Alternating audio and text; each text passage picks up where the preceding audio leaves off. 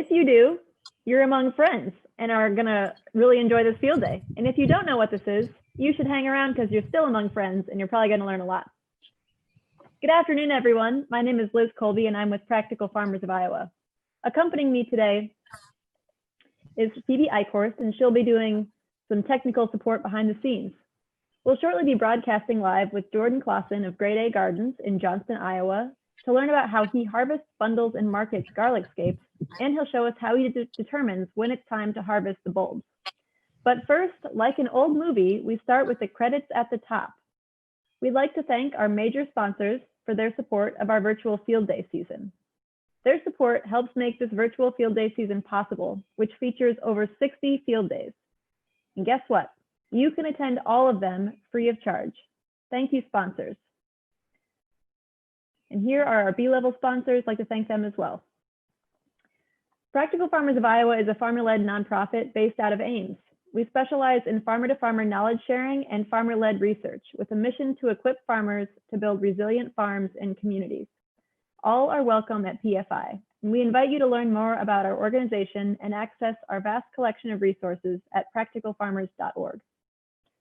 This virtual field day will run until 1:05. If you have questions for Jordan during the field day, please type them into the comment box on Facebook, and I'll do my best to relay your questions to Jordan during our discussion. And at the conclusion of this event, please give us your feedback via the online survey, and we'll post a link to that in the comment box.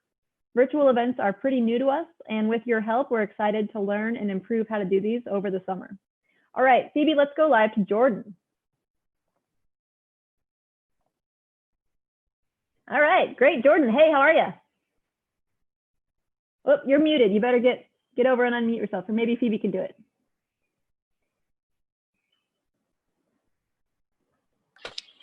There we go. How about now? Now we can hear you. Like live TV. Can you hear me now? we can hear you now. All right. Okay. End Verizon commercial. Begin field day. Take it away. There you go. Well, welcome everybody. Thank you for part 2 of the garlic extravaganza here. I want to first thank Liz again and want everybody to give her a big happy birthday in the comment box. It's her birthday today. She does a lot for farming, and we really love Liz. So happy birthday, Liz. Today is all about scapes, these beautiful little curly things. If you are this far along in growing garlic, you are almost there. So we're about 8.5 months in, and by this time of the season, you should have most of your scapes off. So to start with a scape, what the heck is a scape? A scape is the flowering stalk of the garlic plant. Starting about the first week of June, you're gonna start seeing them. They're gonna grow, grow, grow. And we harvest them when they form a full 360, if you can see that there.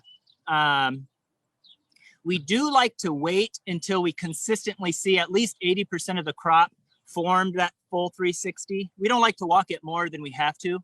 And actually right now, Liz, this might be a good time to cue the video. Okay, Phoebe, can you get that video running? And it just kind of goes, and it'll show you Speedy Gonzalez style, how we harvest scapes here.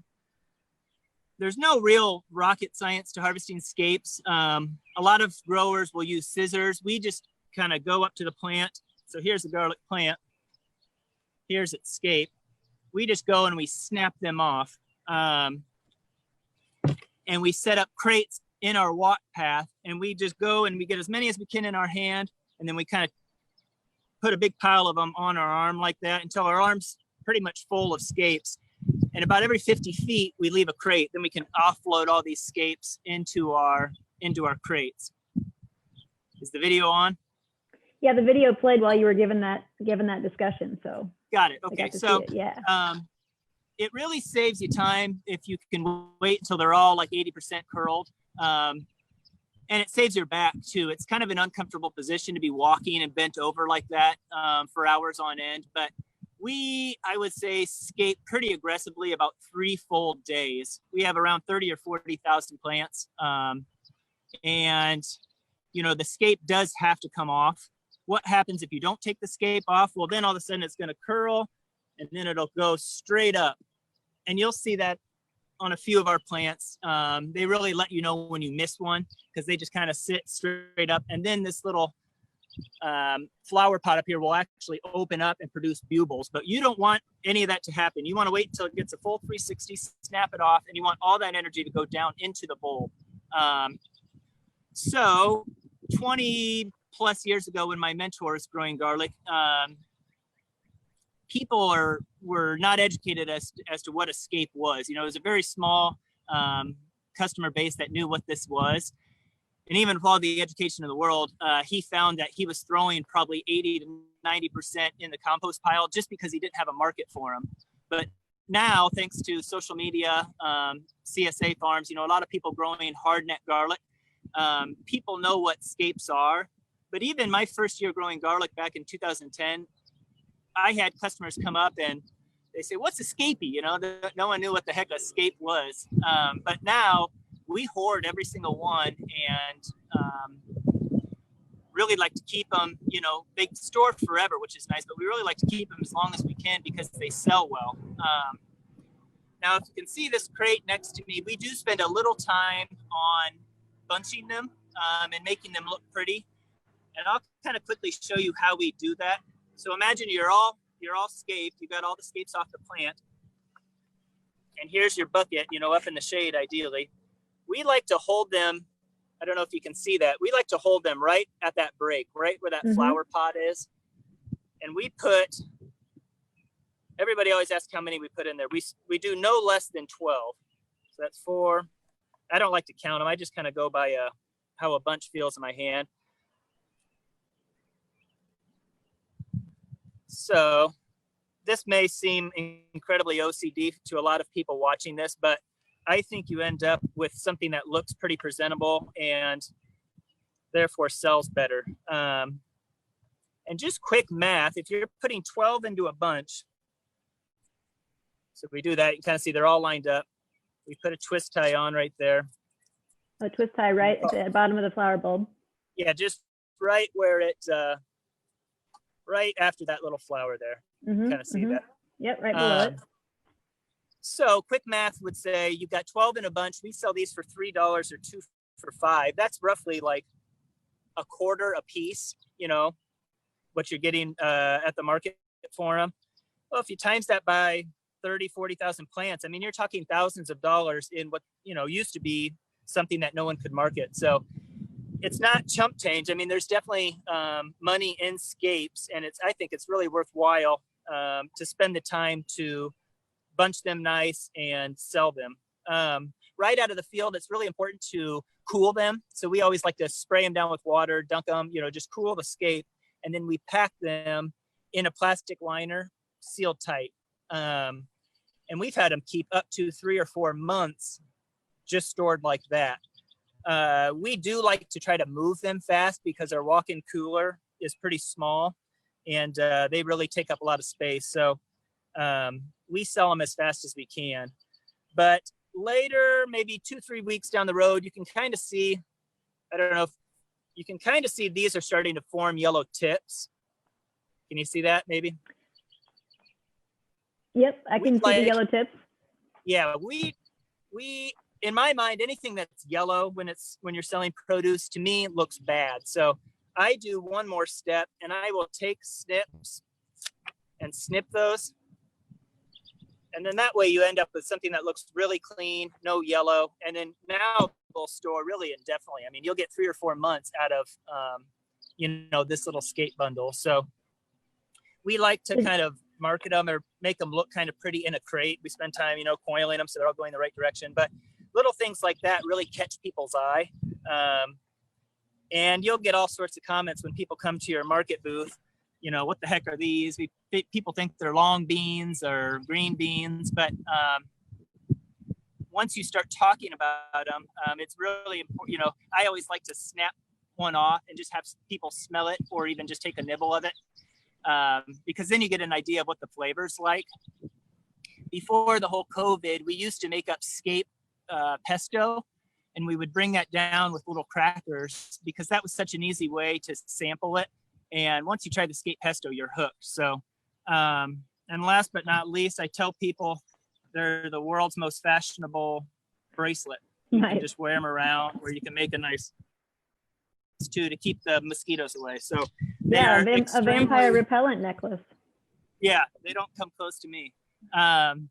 They are extremely, extremely nutritious too. The Chinese prize the scapes for having a lot of the medicinal value of garlic in them. But really, they're just all around. They're good in anything where you'd use garlic. That's really what I tell people. Some people are scared. They think you just should use like a little, like a clove of garlic size. But when we cook them, we'll twist up a whole bunch and chop it up and use it in pretty much whatever we're cooking. So do you use the flower bulb portion of it as well, or just the stem? So I tell people to stop there. Everything from here down is edible. The real chefy people will pickle these. And these make a fantastic pickle. Just just these flower tips like that. So you just pack them. You can make dilly scape pickled tops. But for us at the house, normally I'll just come inside, I'll snip that off, and then I'll just chop it right up. And just to clarify, for someone in the comment box, you store these in the walk-in cooler, correct? Correct. Yeah, they like it very, very cold, and they like to be, this is bad for scapes. They like to be in the shade, kept cool. But yeah, just wrapped up in plastic is really important. And they'll keep, like I said, months and months, but the tip will yellow. So that's why I tell people spend an extra 10 seconds and snip that off, and they just look so much better on your market booth. So you snap off every bundle after you put the twist tie on. Yeah, and I've done that. You can kind of see on all these. It's real easy. Just grab it, snip it, grab it, snip it. And they're very unruly. A bowl of them at a farmer's market, to sell them like that, then a customer's having to fight them like this. But here they can just come right up, they can see the bunch, and they can just, know how many bunches they're getting. So it does spend, when you're getting $3 a bunch, I think it makes sense to spend the time to make them presentable. I think that with most produce though. Is there any point where it's too late to harvest them to use, if they straighten back out or they get woody or anything? Great question. We've got a great scape crew here, so I don't see any behind me. But yes, when they stand up, you can really tell by when you break them off. They are no longer tender. We have some Chinese customers that will come, and they like to make a little pinhole. And this is not recommended, but they like to make a little pinhole here, and they like to pull the entire scape up. So you get that really blanched white part. And I guess over in China, where they grow a lot of hardneck garlic, that's what they'd like to do. And one lady always, she's, oh, so tender, so tender. But that long, these are very tender now, but yeah, that long white part is extremely tender.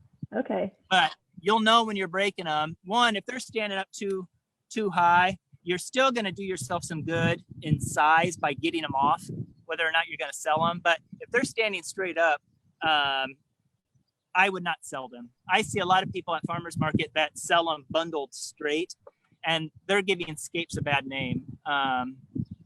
Scapes should be coiled like that. Now, depending on what type of garlic you grow, each scape curls different, and each flower pod looks different. So we have a rocambole variety that does 2 curly curls. So instead of a full 360, it does a pigtail. But we bunch them all the same way. We kind of just bunch them from the tip like that and let them coil. I have a culinary question in the comment box. If you blanch them before you make a pesto, does it give it a more mellow flavor? Have you Very much so. Yeah, they are raw. They are quite, I don't want to say fiery, but they're like raw garlic. They have a little kick to them. So blanching them definitely takes the bite off. Cooking them at all takes the bite off. They just get real tender and very mellow, mild green garlic flavor cooked. But raw, they have, quite a bit of heat to them. I like it. Yeah, of course you do. Hey, Jordan, do you want to We're, show us? Do you want to show us some more about your market box setup? Because I know that you do a lot of nice stuff with those boxes at market. So is that typically how you would display it, sort of angled like that? yeah. I had these crates made by an old guy. His farm name was 3TJ, and he had 3 trees in his front yard, and his name was Jim. So the farm name was 3 Tree Jim. But they're just a pretty basic crate, and I can send anybody the dimensions. These work for so many things.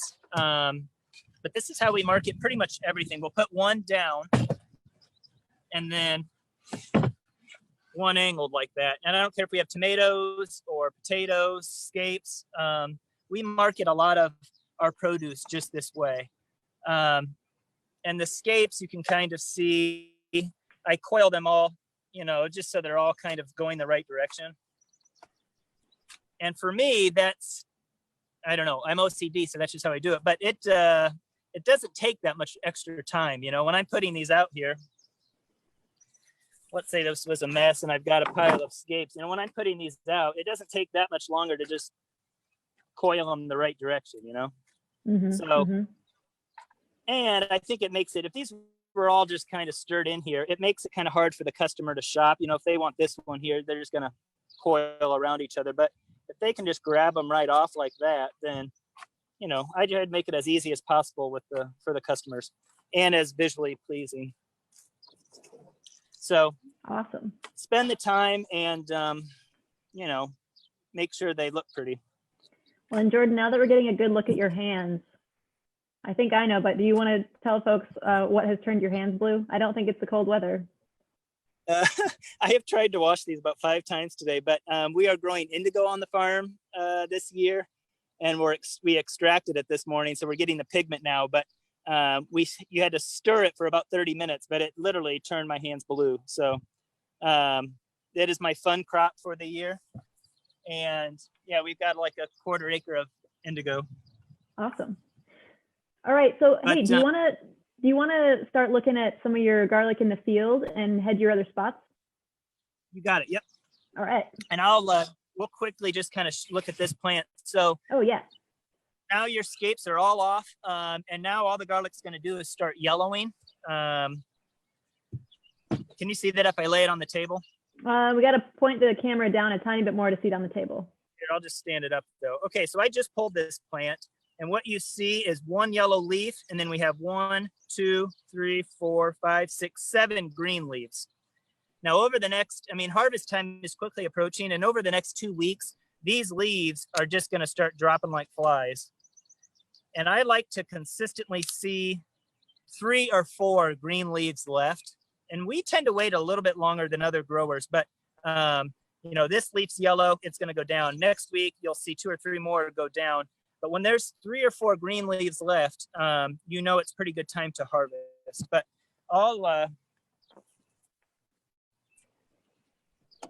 let's see here. So if you can see this field, we have not gone through the beds again, hand weeding since the last time we talked, but I did just yesterday go through the pathways.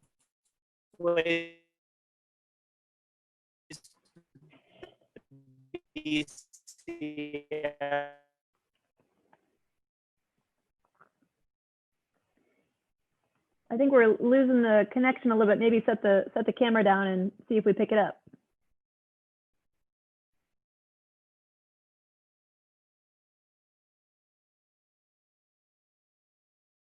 Oh, Jordan, you're muted, I think.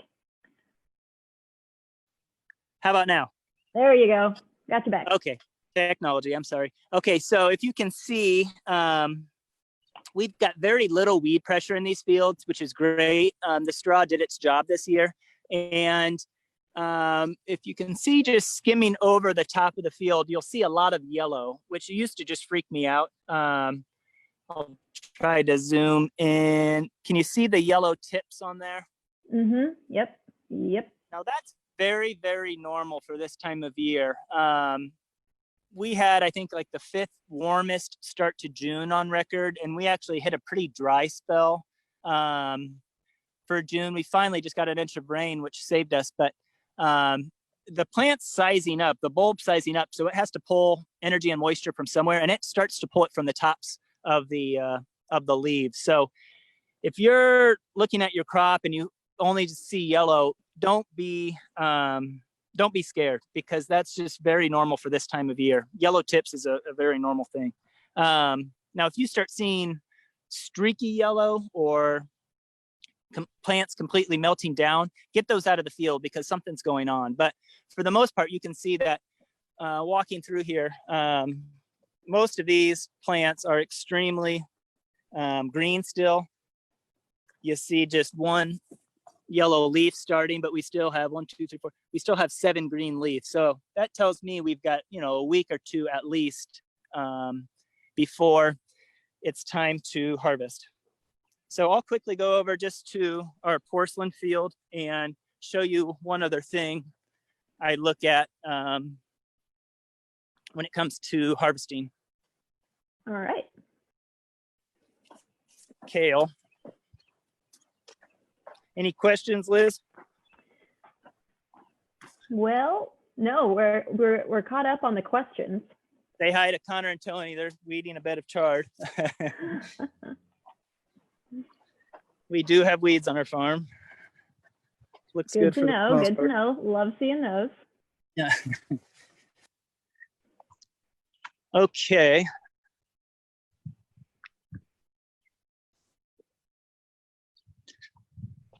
So the porcelains are a little bit earlier to mature than the purple stripes and Rocambole. And you'll see this field, again, has yellow tips. I'll slow down here in a second. All right, can you see that? Yes. Okay, so something I like to do this time of year is start looking at what the actual cloves are doing. So just looking, I'll just randomly, wowzers. They're gonna be monsters this year, folks. I will randomly pull bulbs and, see that? I missed a Scape, and it's still pretty good size. But I will peel it all the way down. And this is something my mentor taught me that is a pretty good tip to know when it's time to harvest.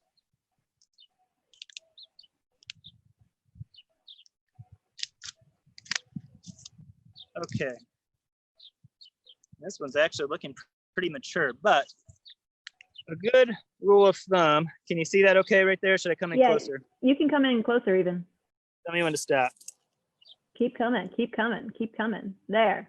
Okay, so if you can envision, my blue hands are the clove and this is the stem. Right now, they're still pretty tight against the stem here, but when you start to see the tip of the clove coming away from the stem like this, it's a pretty good time. And these are just starting to actually pull away. You can kind of see the tip of the clove coming out away from the stem. Normally, I pulled one yesterday and it was still pretty tight against the stem like that. But when you start to see this thing swelling to the point where it's coming away from the stem like that, it's getting to be pretty close to time. So yeah, they are, I'd say we're about a good week out from, we'll start in probably a week. We've got one variety of porcelains that is a little earlier, I feel like, than the rest of the field. But really this time of year, we're just still walking, looking for anything that doesn't look right. Again, you can peel, if a yellow plant in the field looks crappy, you can still peel a lot of that out and sell it now. So garlic, it's nice because you can really sell it mostly all season long. And people go crazy for these fresh cloves. These things are big cloves. They're going to get a little bigger, but they're not going to get much bigger than that. So it's definitely time to start eating it. But I always like to really market my scapes, push those hard now, and then start getting into fresh garlic. But yeah, really, when I start seeing three's pushing it, I like to start harvest at 4 green leaves. But if I start seeing 2 and 3 green leaves, I know I got to kick it into high gear and get the crop out. Next week is looking a little wet. And And if a lot of you have smaller fields and you have just get pounded and pounded with rain, go ahead and get them out because they do not want to sit in the ground wet at all. So got a plane flying over, but heat and moisture will speed up maturity. I mean, you'll start seeing yellowing very quickly. If we start getting inches of rain and heat, which is what we're looking to have, it's time to get it out. So it's probably better to get it out a little early than it is to get it out a little late. Does that make sense? Makes sense. And we didn't really talk about green garlic. I know you talked when we talked about planting during the last field day that you have the smaller heads, smaller cloves planted into tight patches for green garlic. Do you harvest those at the same time? So green garlic is what we've been selling for the last, well, since market open, the last couple of months, but just a good way to show you how we do that since I've got cloves. If you can see 1, 2, 3 are big cloves. Can you see that? Yeah. How about that? Mm-hmm. 1, 2, 3 big cloves, but see how small this guy is? Mm-hmm. I know that's probably not going to make a monster, so I'll put him in another tub. And then these big cloves are what I isolate and plant, for my main field. But small cloves, we get them out of the way, at the time of breaking it up. And that's what we plant for green garlic, really close together. And then you've been harvesting that green garlic. It's already harvested at this point? Yeah, you can pull green garlic as soon as it comes out of the ground. But by now, the leaves are getting, if I try to eat this, it's very fibrous now. Still tastes good, but it's very tough. But we stopped selling green garlic as soon as the scapes come on, really. Gotcha. But okay, there's eat these cloves up, no problem. And there's a question in the chat, in the comment box, just to confirm that you shouldn't have all brown leaves before you harvest. Correct, yes. Each green leaf represents a good wrapper under the ground, which is something that took me a few years to learn. But so again, big bulb, but right now I've got 1, 2, 3, 4, 5, 6, 7, 8 wrappers around my cloves. And if anybody's cleaned garlic, you're peeling off a wrapper or two to make it pretty, or you should, and so you want to have plenty of wrappers. That's your protection. That's what keeps your bulb, good storage. But if you start peeling these leaves off, you're taking off wrappers. Now out in Washington State at Fillery Garlic Farm, they actually, right out of the field, they'll peel all their garlic clean and then they'll dry it. They think it dries a little better that way and you get better color in your bulbs, but we pull them out of the ground and just hang them to dry like that. But we'll kind of touch on that next week. But you can see I still have 1, 2, 3, 4, 5, 6 good wrappers around the bulb. But ideally, you're after 4. You've got max bulb size and peak maturity when you're at 4 green leaves left. And so next week, or not next week, but on, I believe, the 10th, we're going to be back here with you looking at garlic harvest and also how you store and dry your garlic. But while we're out here in the field, are there any tips you want to talk about? Maybe show where you start your undercut with this field or something like that, just that we might not catch next week. Now, my tractor does not have downward hydraulics, so I'm going to see if I can back this up. We have to dig a trench right at there's the whole bed, but we have to dig a trench, maybe 8 inches deep right at the start of the bed. And then we'll drive over, the undercutter will sit and it straddles the bed, and we'll set that undercutter down into that trench, and then we'll be able to undercut. But really, undercutting is super easy. It kind of sped up our harvest. You undercut, and then we just have people coming along, picking up bulbs. And I can touch on it next week too, but we do separate bulbs in the field. We do small and big. that way it just makes it easier when it comes time to selling it. We know all the big ones will sell for seed and all the small ones will sell for food. We also set up a big farmer's market tent. We set it up in the middle of the field because the garlic can sunburn.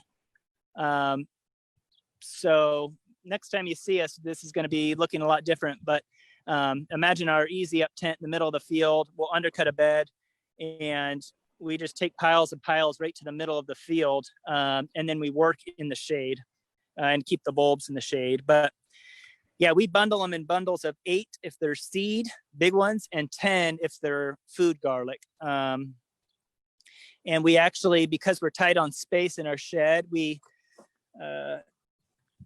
cut the plant. Let me see if I can set this down. We cut the plant right about here. So we get a lot of this green off. So we'll bundle them in 10. There's a special rubber band we use. It's a number 64 rubber band from like Office Max or Office Depot. But put them in our lap. We'll cut this off. And then with the number 64 rubber band, we band them right here in bundles of 10.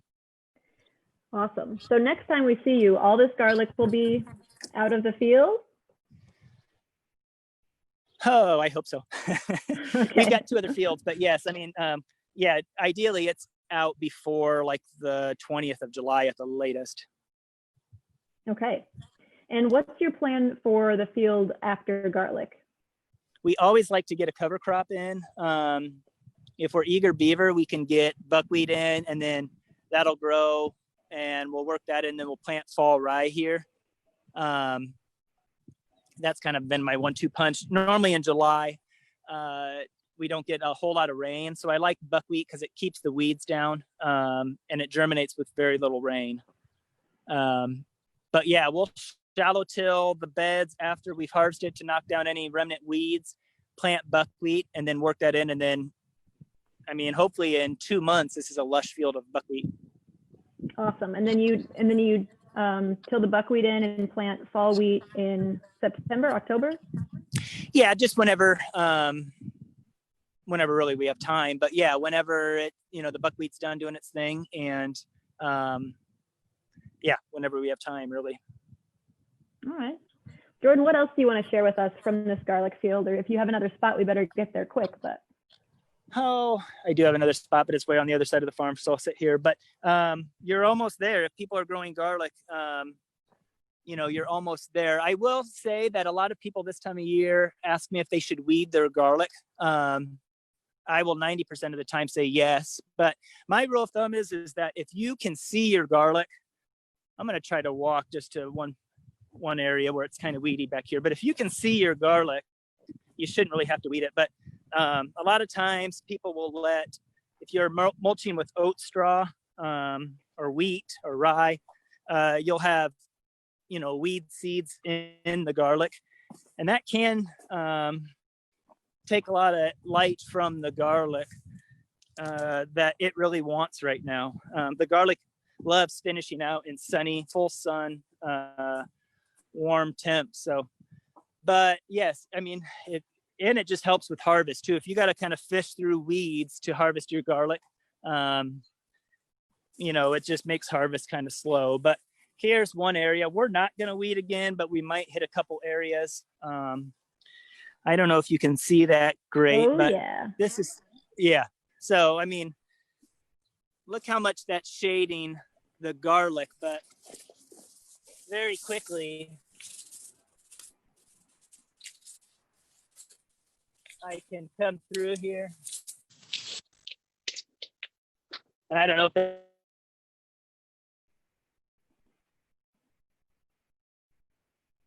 yeah, and it really helps. Yeah, it really helps. I think just make for a nice even maturity too, and it makes it easier at harvest time. Awesome. And so you've used your BCS through these beds 3 times this year? This is my second time. I just did it all yesterday. I don't know if you can see the pathway there, but really all I'm trying to do this time is right along the sides. I don't know if you can see my hand. Right, we'll get lamb's quarter that goes, and that really slows down my undercutter because most of you know, those lamb's quarter